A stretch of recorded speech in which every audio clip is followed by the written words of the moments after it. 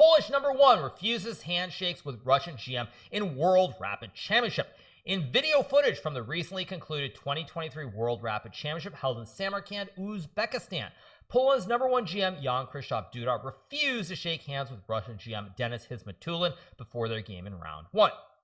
The game ended in a draw. Hizmatulin has not filed a complaint and wrote in a statement that he does not plan to do so. He also mentioned that he has been restricted from prize events and social activity on this website, which chess.com confirms and explains at the bottom of this article. In the video below, Duda is seated behind the white pieces as Hizmatulin arrives from behind him. The Russian Grandmaster traditionally extends his hand before sitting down, and Duda raises his palm to signal a refusal. Hizmatulin then takes a seat. Let's watch it. Here we go. Okay, here he comes to the board.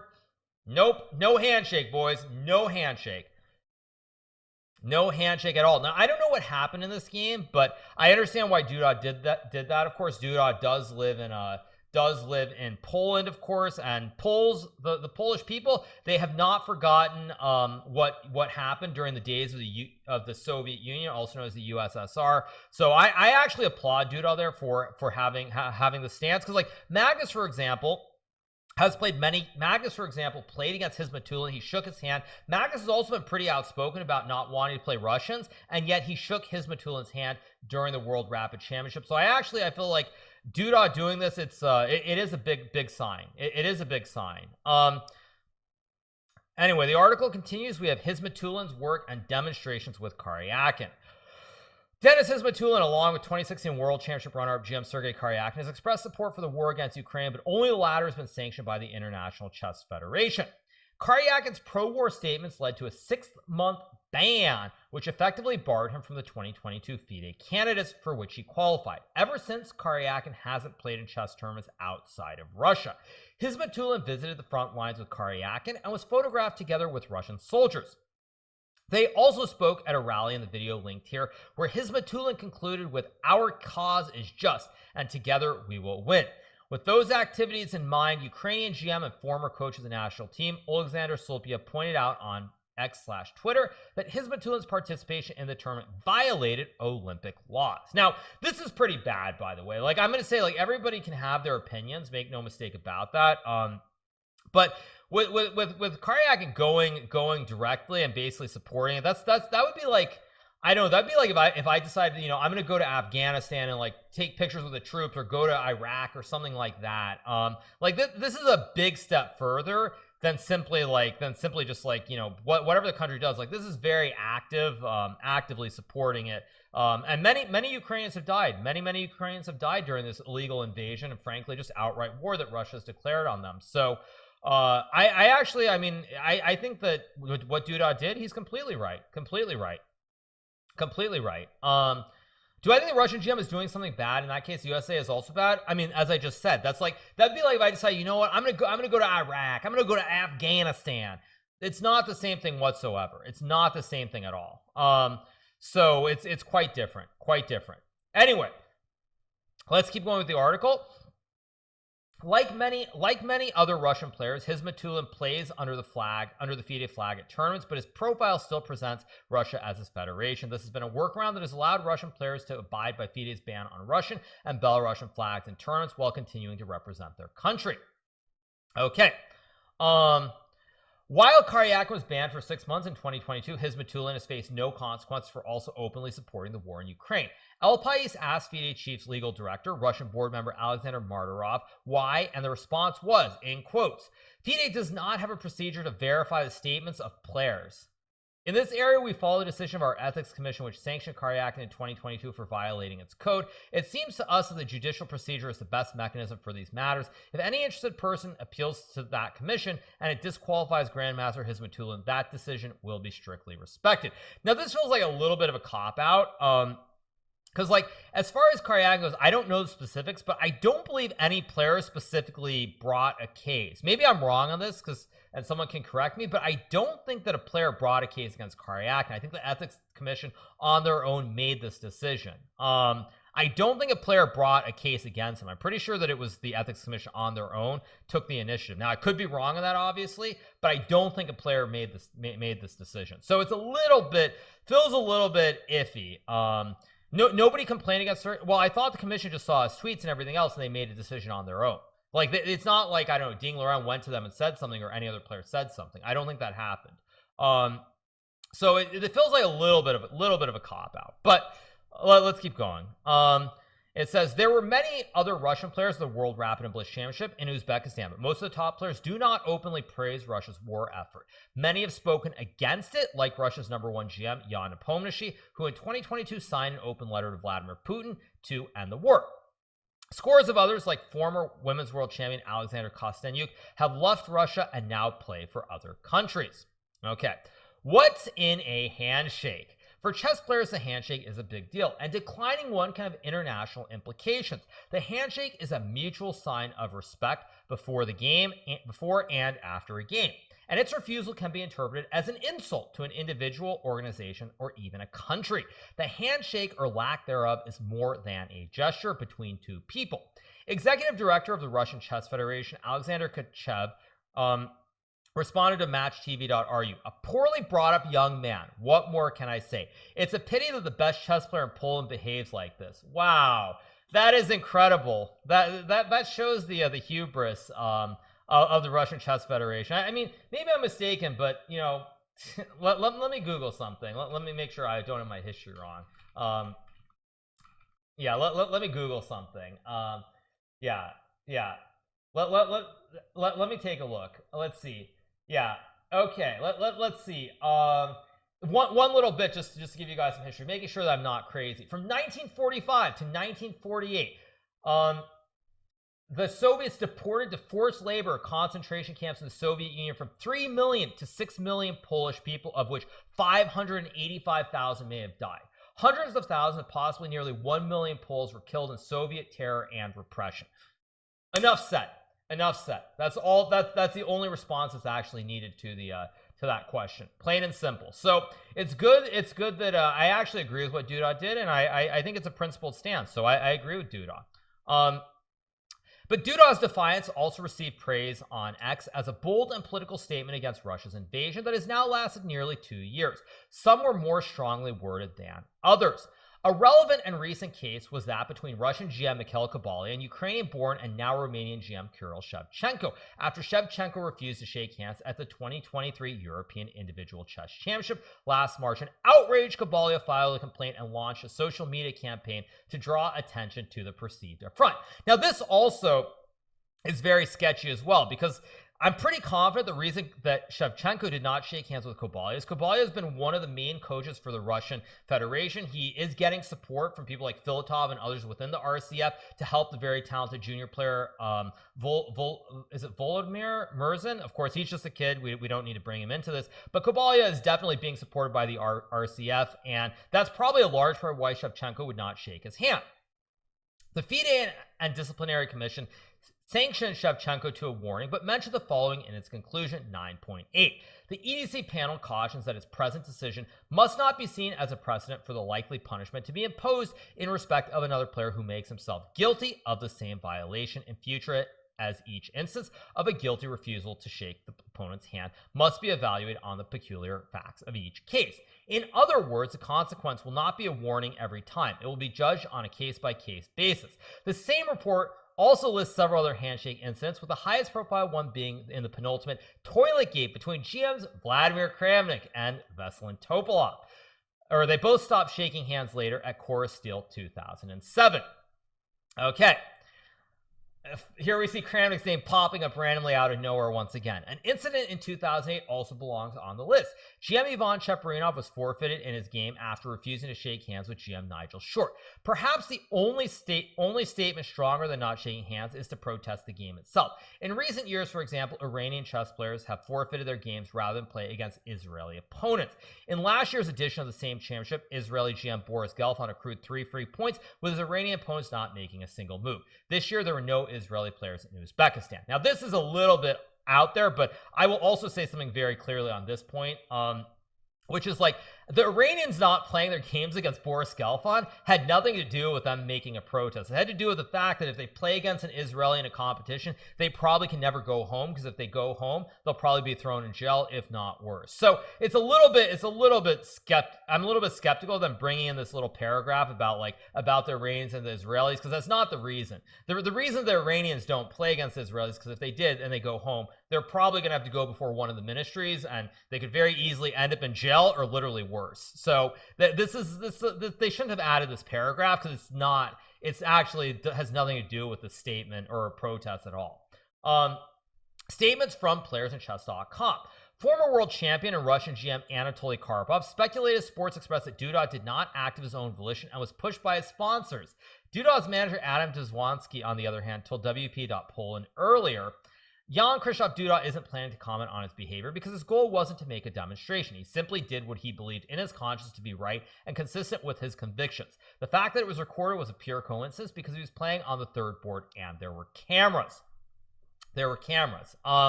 Yeah, I mean, if that's his conscience, I mean, he's from Poland. Poles do not like the Soviets. They do not like the Russians. So it's kind of weird that there's this weird stuff, as usual. Russians with their conspiracy theories.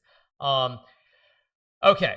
On January 4th, Hizmetulin provided a lengthy post for Karyakin's Telegram account. He began with, in the first day of the year, I unexpectedly woke up famous, and explained, as for my opinion on Duda's decision not to shake hands before the start of our game, of course I don't agree with it, but I respect his right to act in that manner, expressing disagreement with my position and with my activity off the chessboard. Now, this is actually the one sane take here from Hizmetulin, where he basically says it's no big deal, he can do whatever he wants. The only person who's not actually like going crazy about the whole thing.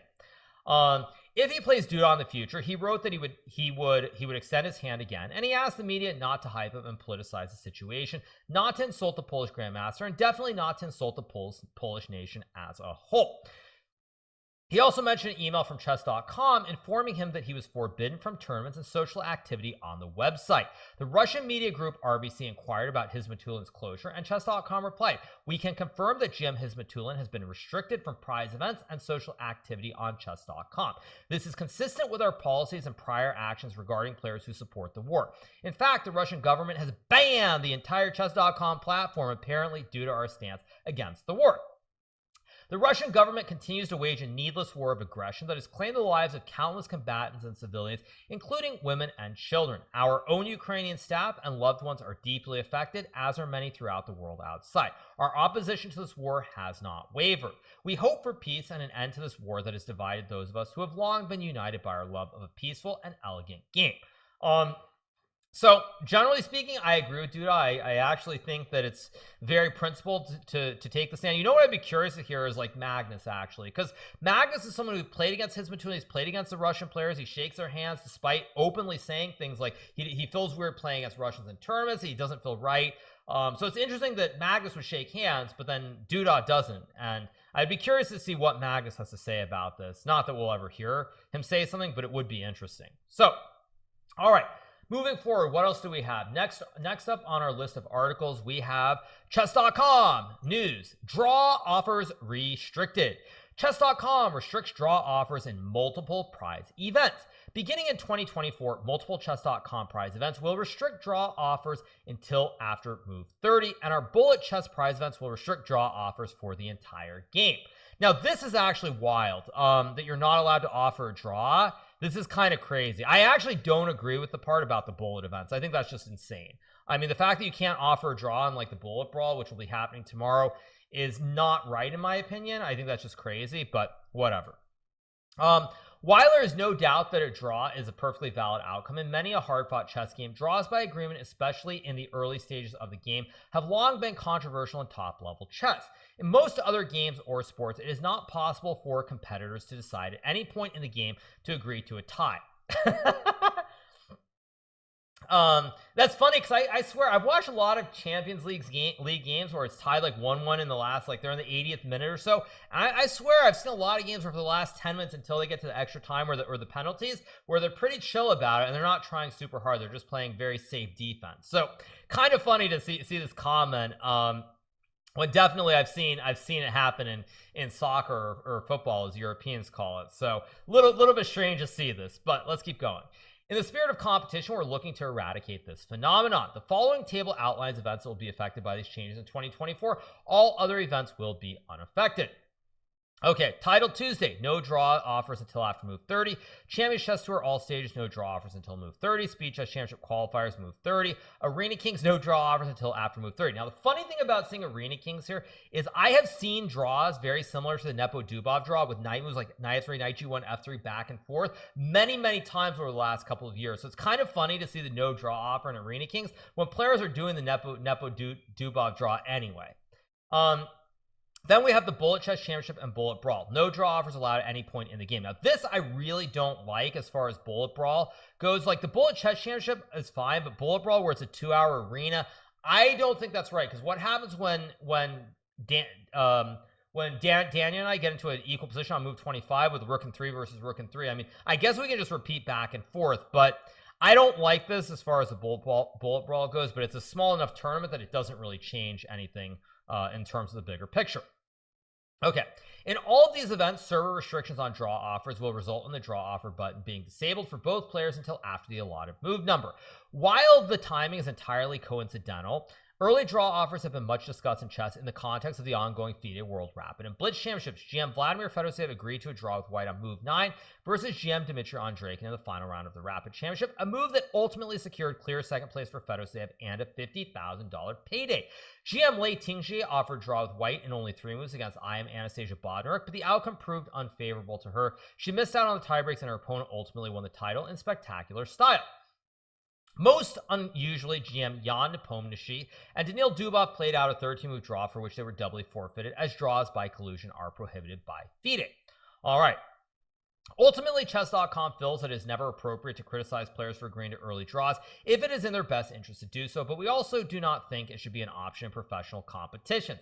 In conversation with top players, especially with ban the draw offer advocate GM Robert Hess, we have heard nothing but support for this update, and we hope it leads only to more great and exciting chess in 2024. Now, I generally agree with the take that having no draws till move 30 completely reasonable. I don't agree with the Bullet Brawl because I think that should also be move 30. Regardless, it's very minor, doesn't matter.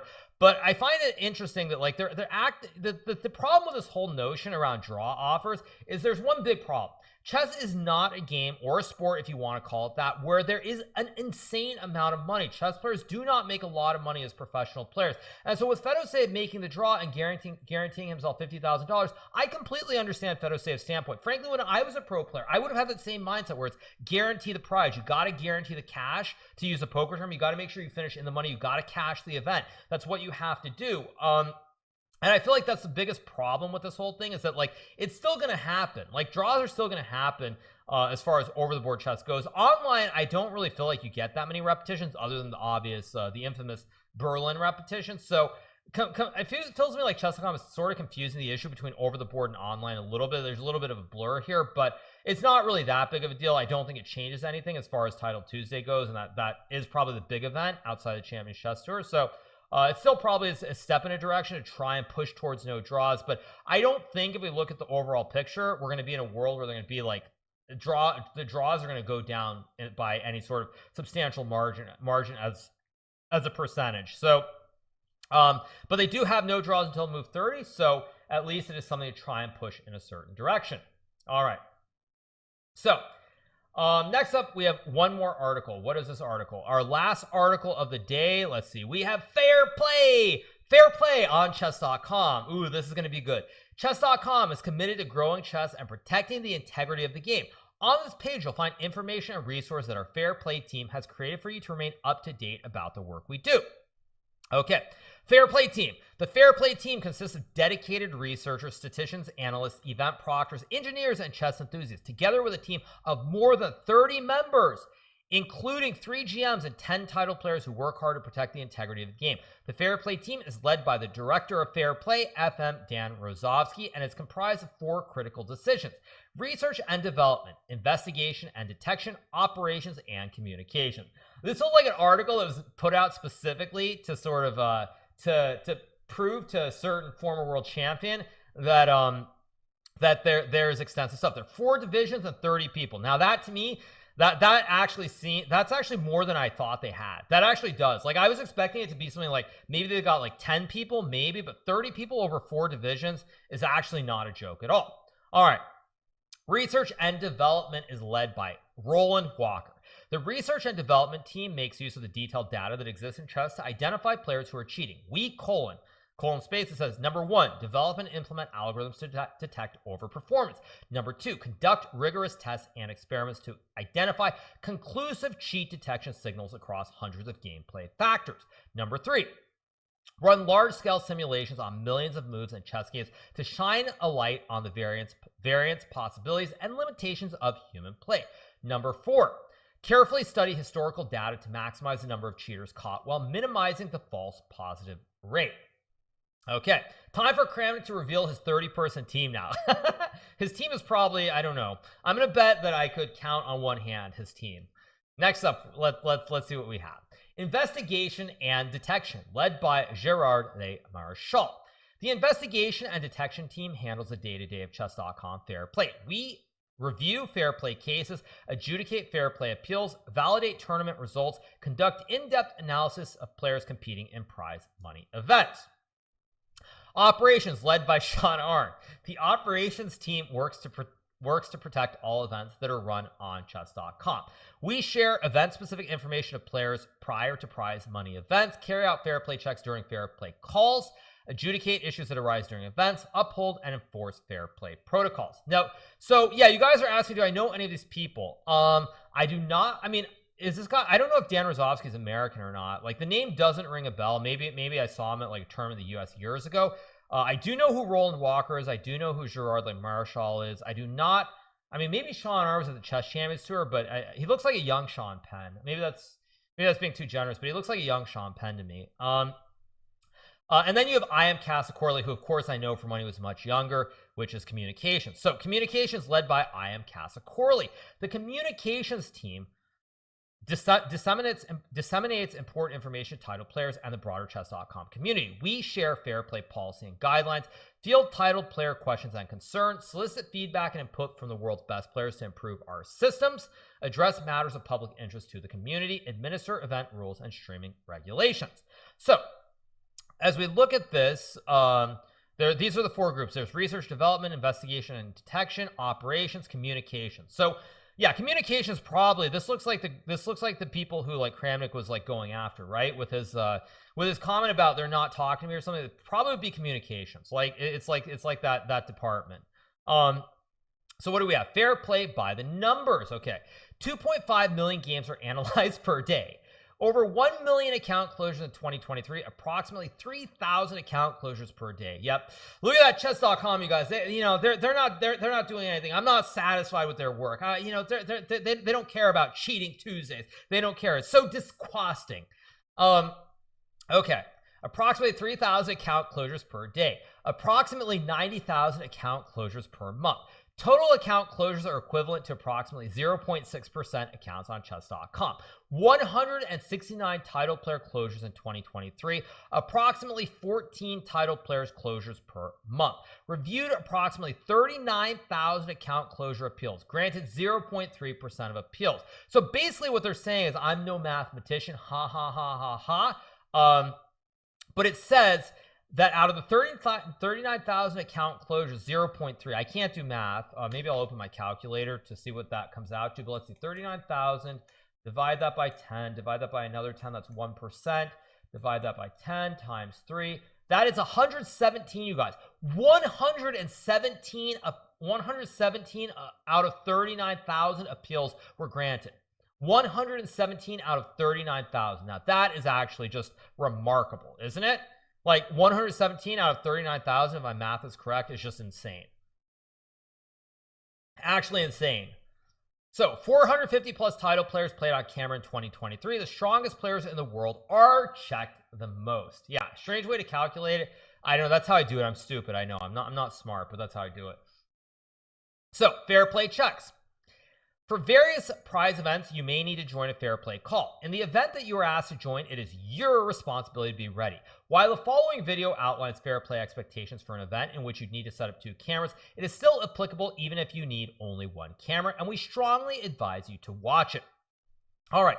In addition to what's been outlined in the video, players must have at least one open mic during the event. Fair play proctors and other players in this call can hear you. As a result, you must comport yourself in the same manner you would for a game in an over-the-board tournament. Loud and or disruptive players may be removed from an event.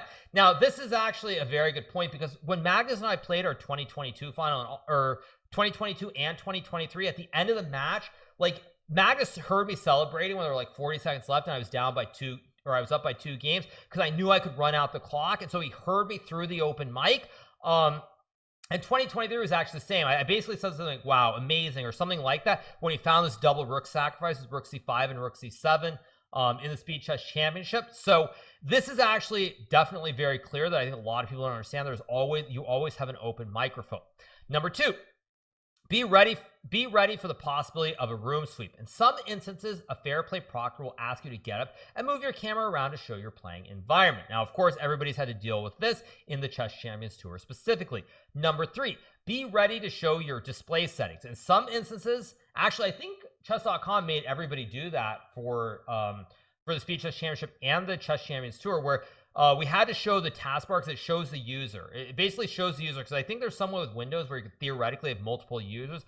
So you have to show the display in the task manager to show the users. In some instances, a fair play proctor will ask to see your display settings to see if you have monitors connected to your computer. Next, it says, we are currently exploring solutions to improve our monitoring practices for prize events. As such, these requirements are subject to change. Fair play streamer requirements. The following table outlines our expectations for players who wish to stream events. Please pay close attention to the stream delay requirements below. Note that parts of the table may be hidden depending on your device, so please scroll through it to read all your information.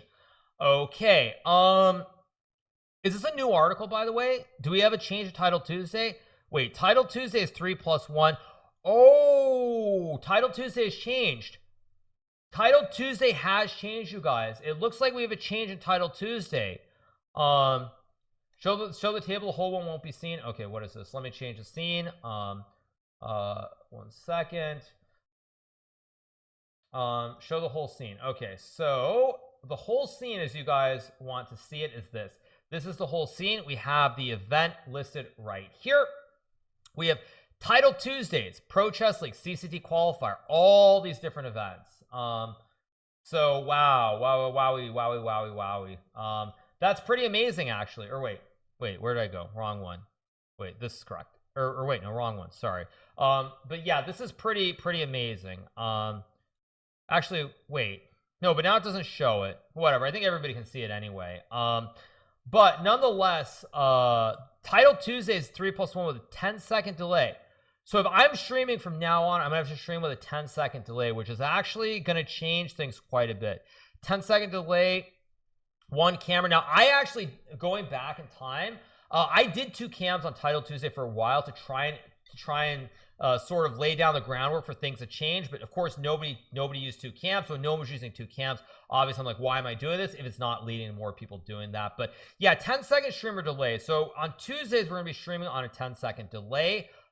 Yes, headphones are allowed if not in the fair play Zoom call. Okay, fair enough. If you're in the Zoom call, no headphones. Okay, fair enough. What else do we have? Pro Chess League, 2 cameras, exactly. 30-second streamer delay. Now, I will be playing the Pro Chess League for the Gotham Chess Knights. So that will be 2 cameras.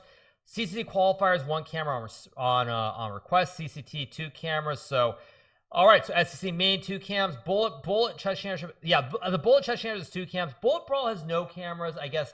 Actually, I mean, I kind of understand with the Bullet Brawl. It's just like, Bullet Brawl, it's like, yeah, if you can actually cheat in 1-minute games, good for you. More power to you. So Bullet Brawl is the only one, or BCC qualifier. Bullet's the only one that doesn't have cameras required, it looks like. But overall, this is a step in a new direction. So we're going to be streaming Tuesdays with a 10-second delay going forward. At least that's what it looks like to me. So all right, next up we have one more article to cover, and let's cover this final article to go. As one of my mods say, it's like, why is there delay? I mean, it is what it is. Who knows? So last article we're going to cover before we move on is this one from chess.com. It says the biggest chess prize winners in 2023 and how much they made, written by Nathaniel Green from chess.com.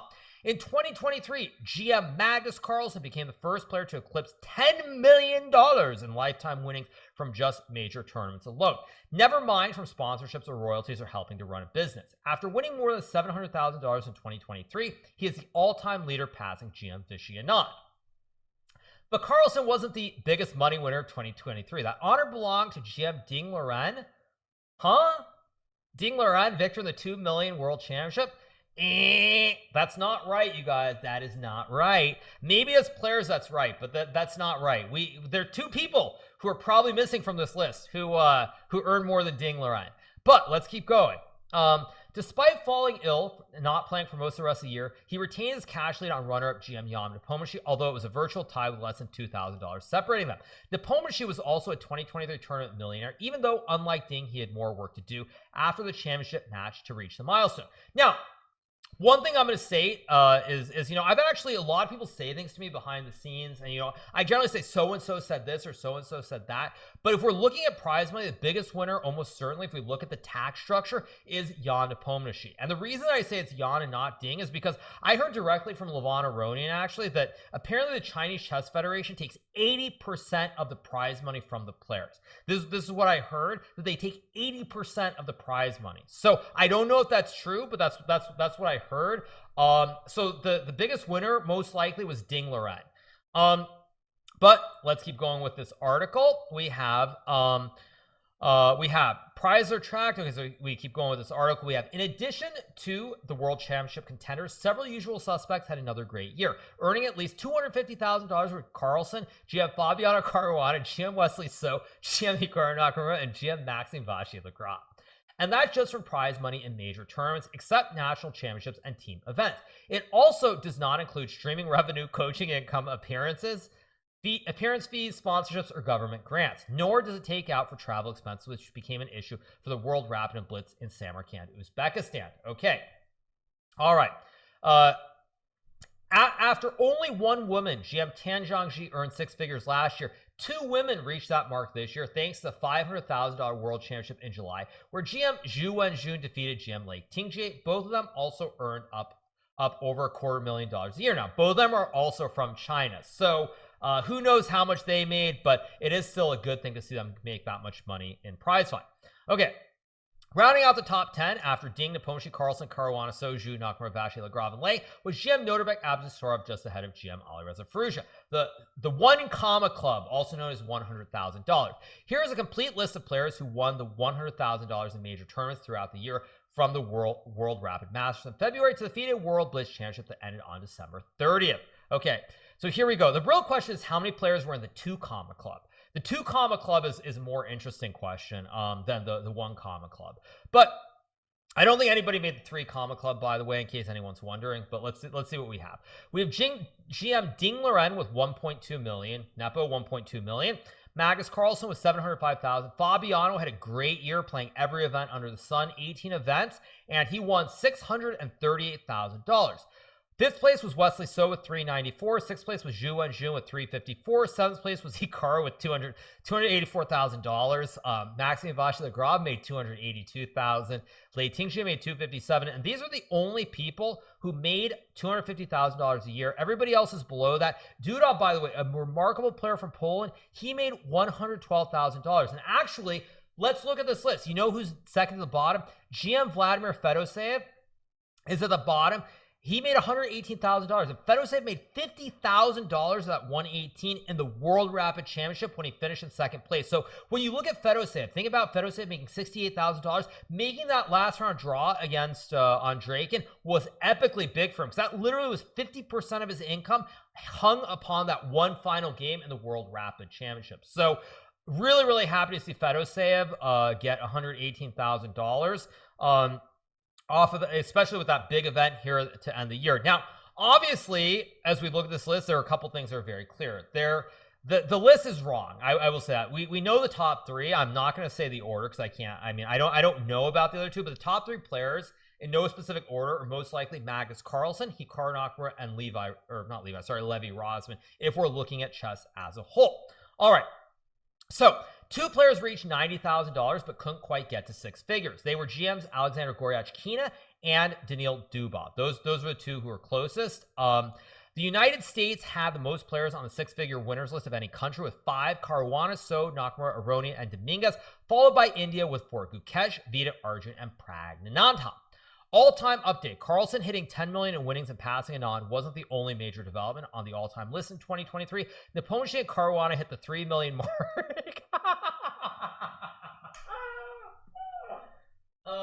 Sorry. They hit the 3 million mark, the 8th and 9th players to do so, while Ding and So became the 15th and 16th players to reach 2 million. Nepomuceno jumped into the top 10 all the way up to the 6th. Here's a complete list of all the players winning. Sorry, I'm sorry. I can't say why I was laughing at that, but it's just funny, okay? It's just funny, but let's keep going. Yeah, so we're talking about these players. Let's see. Magnus number 1, Vishy number 2, Gary number 3, Karbov number 4, Kramnik number 5. Okay, not so bad. So yeah, it's something. So it's an article. I mean, it doesn't talk about the greed is real, laughing at 3 million. I can't say what's funny about that, but anyway, let's keep going with the article. The number of players at 1 million or more remains at 27, where it was the first time of our article on all-time winnings from the summer of 2022. Next year might see 3 new members, however, with Ferrugia, Duda, and Zhu Wenjun all needing less than $150,000 to get there. Zhu would become the first woman to reach the $1 million mark, thanks in part to a significant increase in the prize fund for the FIDE Women's World Championship in recent years. Top events of 2023. The 2.2 million World Championship match between Ding and Nepomuceno was the most lucrative of the year, while a $553,000 match between Zhu and Lei ranked 4th. In between the World Cup, in which the open field had $1,834,000 available for the women's field, another $676,250 rounding out the top field was the 460 Grand Swiss. Below are all the year's major open events, along with first place prize winner and the amount. Okay. In conclusion, in 2024, there's both the Canada's Tournament and World Championship, giving ample opportunity for big cash money with the Champions Chess Tour, Grand Chess Tour, and World Rapid and Blitz, all back on the docket as well. Who will claim the largest slice of the prize pie? Stay tuned throughout the year to find out. Now, this article, it's very, I'm going to be honest, it's very hard for me to read this article. It's very hard for me to read this article simply because I made a comment a while back. I made a comment a while back, and I think I've said it before, but in my streaming career, I've made significantly more than I ever made as a chess player, so I'm gonna leave it at that. But yes, Levy's done great. I've done great off the whole streaming YouTube content creation thing. And this really speaks volumes to why, when we look at chess, like very specifically, anyone outside the top 10 in the world, they do have to make decisions about games and draws and things to ensure they are able to continue playing top level tournaments. Like Vladimir Fedoseev is an amazing player, really a big fan of his, but if he didn't have this cash for 50K in the World Rapid, he would have made $68,000, and that's before taxes, before expenses. And so with the players who are not at the very top, it's a very brutal lifestyle, a very brutal living, trying to make money. It's very, very hard. Extremely hard to go from tournament to tournament. Prague is a billionaire. Prague definitely is doing very, very well. I'm very happy for all Indians who are getting great support from their country, but that is not representative of other countries. So this is the thing that people, I think, continue to miss, and why I think if we look at the whole draw ratio and all that other stuff, like the draws are not going anywhere. Players who are not in the absolute top 10, they do have to worry about making money. They do have to worry about staying at the top. So you will continue to see draws throughout many of these open events as we move forward into next couple of years. So that's the last article that I want to cover. So let's move on. I think we're going to now do Master Chefs.